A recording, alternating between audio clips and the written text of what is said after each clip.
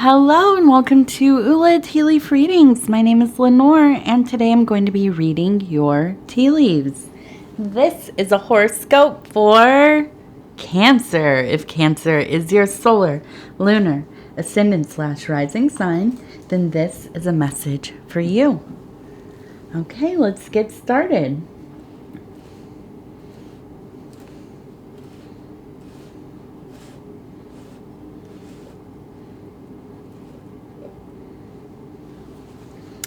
Might be a little bit big for me to be wearing while I'm doing this.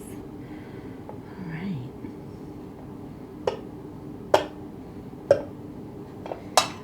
Okay, let's see what these tea leaves have to say today.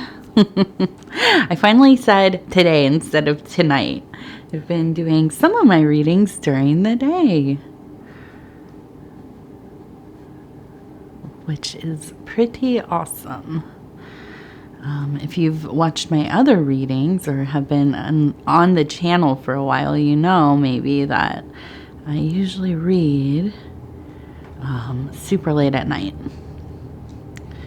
And it takes a toll on me a little bit just because we get up very early. And yeah, this is a better schedule. We have some interesting images here. Okay, so our card for today is, I know it's kind of the dreaded 9 of Swords, which has to do with cruelty. You know, this is a card, it feels like despair. Kind of this destructive energy that kind of comes along with it. But if you've seen any other readings, you know we look for the positives in all of these, or not just the positive, just we look for deeper meaning beyond the surface value of, oh, this is a scary card, archetype, you know, or an uncomfortable one. Okay. All right. So I want to look at this. This is interesting to me. It looks like maybe a barn or a church right here, kind of with that. You can see the steeple type of architecture here. And then it looks like a person kind of running this way. Okay. We also have a person down here. Maybe part of a person here, but up here you can see we have this, it looks like an upright, maybe I keep thinking like the deer man, right, or a deer spirit. And so I would say that this is a very a sacred event, because the deer is kind of that most sacred animal that when we come in, it's not the most sacred, one of the most sacred. When we come in contact with it, it is quite confronting. Okay, the stag. This is a very primordial energy. This goes back to our roots as, you know, beings that lived scattered out in the woods all over the planet. And there are things that are just tied to our psyche and on a very instinctual level. Another one is cats, which is funny because there's a cat right here. Big cats, right? Because these cats hunted everything they could, right? But they probably were hunting our ancestors. And so we still in some way hold these deeply rooted fears of these kinds of animals that, you know, just tower above us. But also, now a deer is not so much a predator, of course, but when you are confronted with especially a territorial stag in the forest, it is going to go for you, right? And so, and I always think of kind of this, allegory that Castaneda talks about, going into the sacred forest, into the wilderness, which is kind of our metaphor for, deep spiritual work, kind of being detached from our mundane life, our routines. It can be a period of emotional unsteadiness, wreckage, maybe grief. Okay, so we go out to the wilderness and we're walking around in those woods. Some parts are dark, some parts are, filtering light through the trees. And we come to a place where we are confronted with a large stag. And this is, and I won't go into, the whole commentary about it, but this is where we kind of decide, what will we do with this opportunity? Is this where we activate our warrior spirit? Okay, or are we more passive? Okay, or, right, are we a person of deep medicine? Are we a person who will find a way to commune? Right? Somebody who walks between places spiritually, maybe a shaman. It really kind of depends. We all carry each of these archetypes and many more within us. It depends on the alignment of our life. Okay, but I see this posture of this, whatever, deer, sacred deer. And it makes me think that you are in a place where there are some difficult feelings. I also feel that this is maybe the energy because of the Nine of Swords. So there is some element of fear, okay? Because I think that is maybe the, ultimate motivating force that all of the other kind of secondary emotions, behaviors, actions, coping mechanisms come off of. And I wonder if there is not some anger coming up, okay?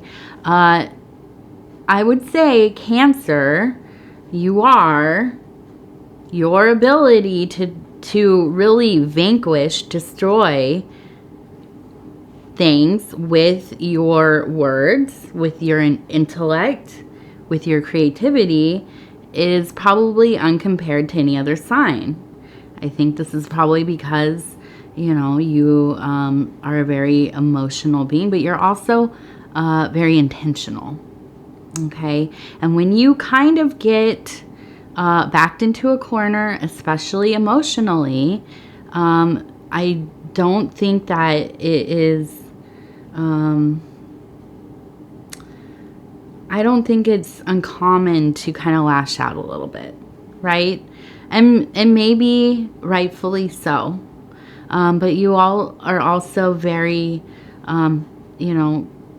good with you're clever, you're good with your tongue, and you have the words to, shift worlds, really. And so, let me also just say, I don't think this is your usual configuration. I don't think that you are usually a hothead at all. I do think that this is like the last resort, usually.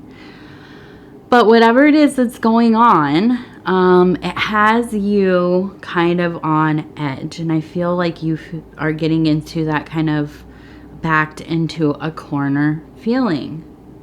Now we see this church, we see this person kind of running this way, another person here. And to me, it feels like there's some kind of maybe domestic, maybe this is a family member, maybe this is a friend. It could be work. I don't think so. but it could be. And I feel like you have this instinct to really either fight or flight, right? Run away. Which there's nothing wrong with that. I'm definitely about that life, right? I don't, when somebody makes me uncomfortable or whatever, usually I rather just not engage, get out of there. But I do think that in this case, because we also have this energy up here of the kind of fear, anger arising, and then we have this sacred space. Now, you don't have to be a church-going person. You don't have to believe in anything. You know, that's not what this is about. It is a sacred space. It is just a symbol of some kind of connection to the divine, right? And so I feel, because this is kind of, at the top here of this little situation we have going on, I feel that there is a calling towards not only tempering of yourself, but really getting into a mindful place, spiritual, looking into those spiritual sectors of self. Okay, employing some of the things you know that work for you, that are important to you. Okay, we've talked a lot about reserving our energies, putting them where they are useful to us, right? Trying not to engage in the things that do not serve us ultimately. And I think this is a perfect situation to work on this. Now, I don't know if this is like totally has to do with this person, if this is kind of the tipping point, right? Whatever argument, maybe something has come up. It's made the atmosphere kind of difficult. You're feeling on edge. You kind of want to, you get into that point where it's like you just want to tell somebody off. But I think, ultimately, and I do talk about this a lot, let's put it into something useful, productive.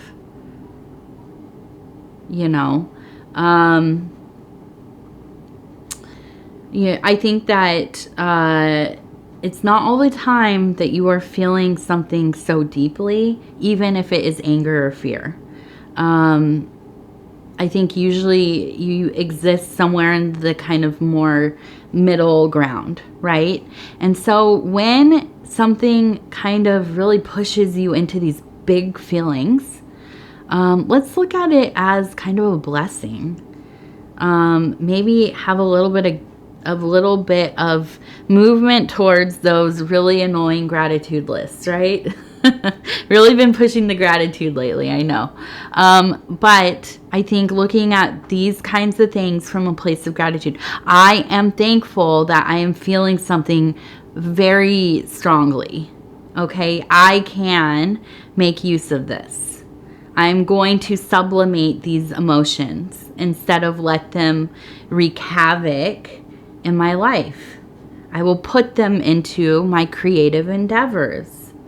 I am thankful for this. I am thankful for this, right? It's easier said than done. I know. I walk around grumpy all the time. But, for me, I've been thankful because doing these readings has been a creative space for me. Being more and more in touch with spirit has been a wonderful thing for me. I get to put some of my emotions, my experiences, I get to talk about things, whatever. And we should all have something like that. You don't have to be doing divination, if that's not your, cup of tea, haha. But, finding something, which, listen, I'm 100% sure you already have your passions. So put this energy there. Make it work for you. Okay? Because it's not worth engaging. And this is a beautiful image of this church.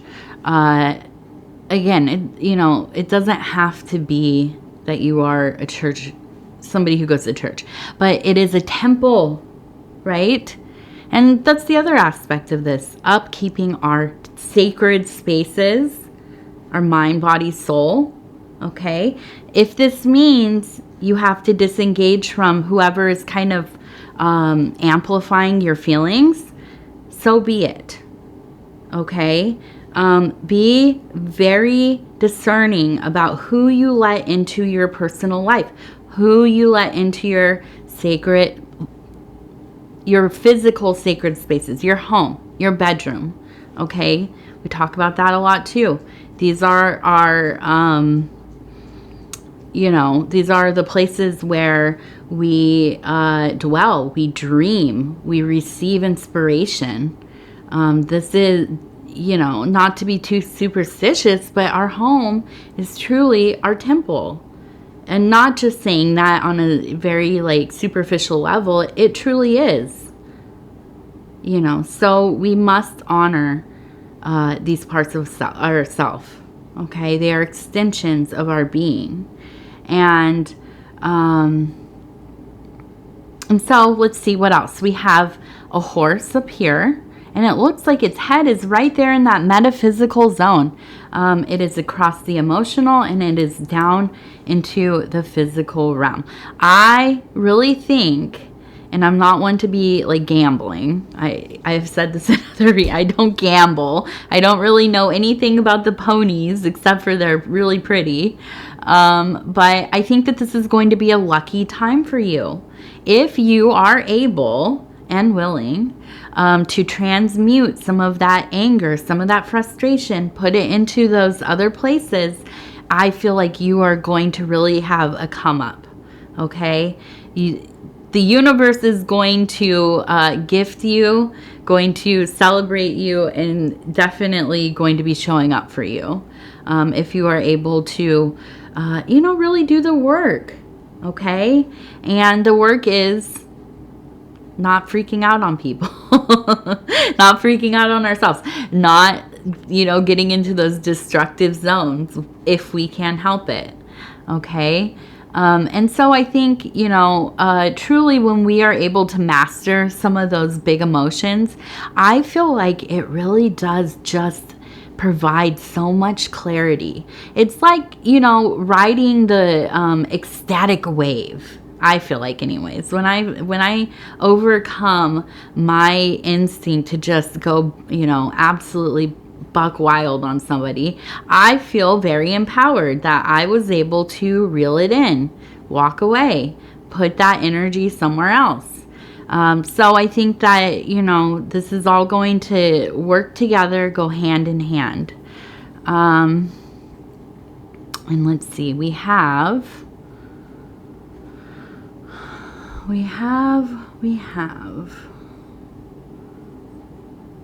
an L right there, and then we have a V, almost an O. I almost wonder if we're ramping up to love here.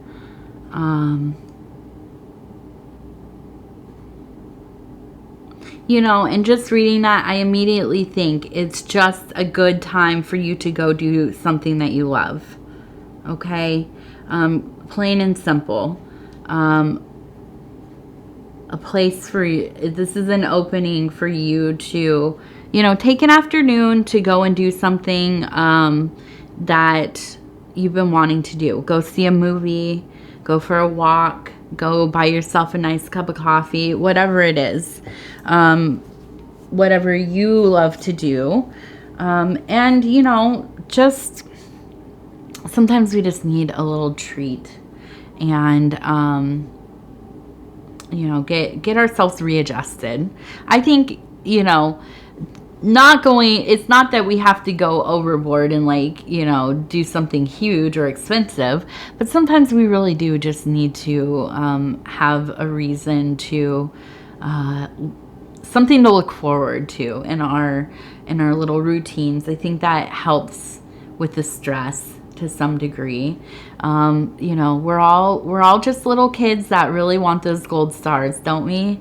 You know, sometimes we have to go out and buy our own gold stars. So, you know, definitely not a bad idea after all of this other stuff. Okay, so we have this kind of circle here right in the middle. And then we have somebody who looks like they're holding a flame.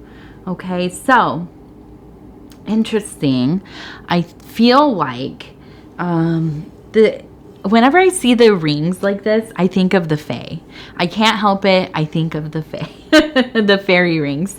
So I almost wonder if within dreams or even just being outside, that you're going to experience something that is kind of almost altering to it's your day for sure, but kind of like, you know, seeing like a UFO or something. Something that you can't explain necessarily, something that maybe you just misperceived it, but it feels magical. And it's going to be something that maybe sends you on a little rabbit hole of research. And I think that is the case because I see the person holding the flame. And for me, the flame is almost always that illumination, a spiritual download of information. So this will be kind of the catalyst for you to kind of, you know, maybe be deep in the Reddit forums or on Wikipedia somewhere, kind of just doing your research and trying to figure out what is it that you saw. I've been reading a lot about people seeing orbs in their tree lines a lot lately, people that live out in the woods and stuff. And I find that so interesting. You know, it's usually people, or it is usually explained away as some kind of weather phenomena or, you know, whatever. But gosh, I would love to see some kind of neat orb out in the woods one day. I would not be sad if that happened.